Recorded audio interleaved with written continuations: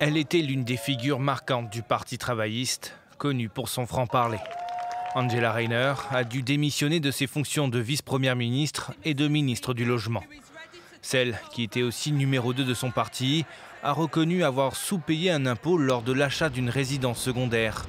Une erreur de bonne foi selon elle. Je me suis fiée à l'avis juridique que j'ai reçu. Il disait que j'étais tenue de payer les droits de timbre standard.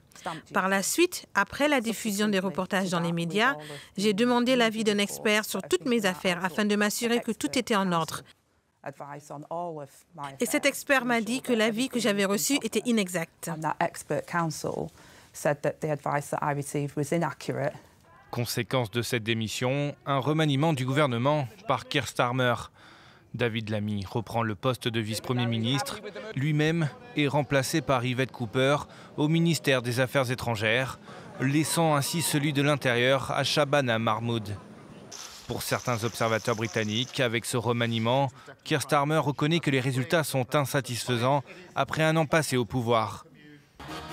Des difficultés dont le parti de la réforme dirigé par Nigel Farage cherche à tirer profit. Cette force politique anti-immigration tenait une conférence nationale à Birmingham ce vendredi. Une occasion pour l'ancien chantre du Brexit d'attaquer les travaillistes, mais aussi les conservateurs, désormais dans l'opposition. Au milieu de cet effondrement des deux partis qui ont dominé la politique britannique pendant 100 ans, au milieu de tout cela, il y a un parti nouveau, fort et unifié, qui parle d'une seule voix.